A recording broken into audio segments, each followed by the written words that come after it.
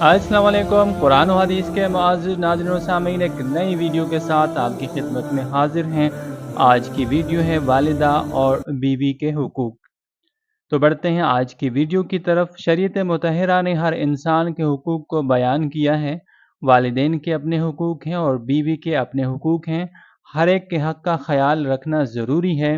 वालिदैन की खिदमत करनी चाहिए जिससे वो खुश हों, और कोई ऐसा काम ना हो जिससे उनको तकलीफ़ हो।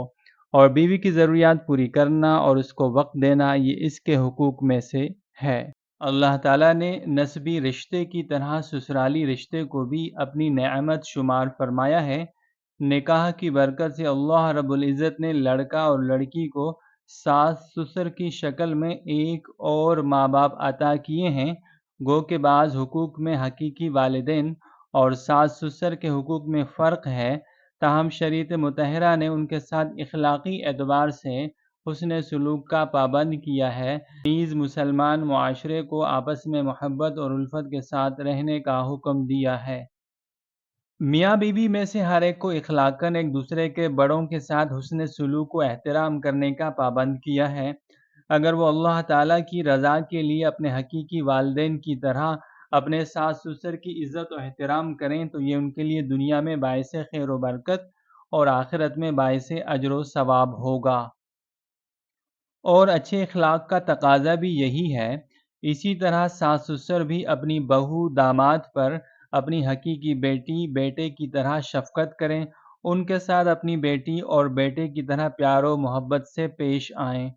हर एक दूसरे के हक़ की अदायगी का एहतराम करें, तो इंशाअल्लाह घर का माहौल ठीक रहेगा।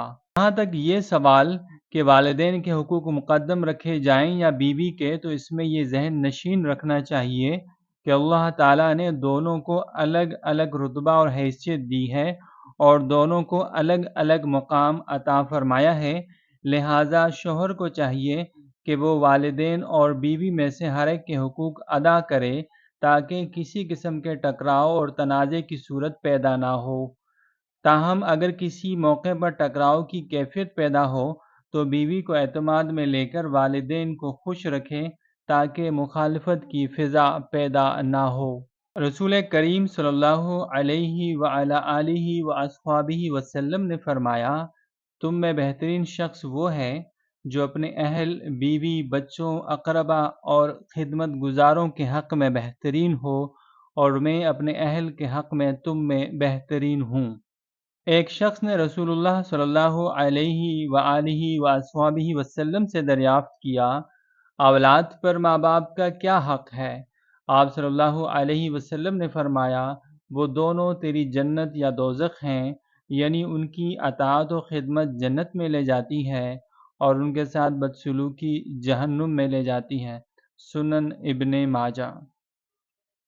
हज़रत अबू हुरैरा रज़ियल्लाहु ताला अन्हु फरमाते हैं कि एक शख्स ने अर्ज़ किया, या रसूलुल्लाह, बेहतर सलूक का सबसे ज़्यादा मुस्तहिक़ कौन है?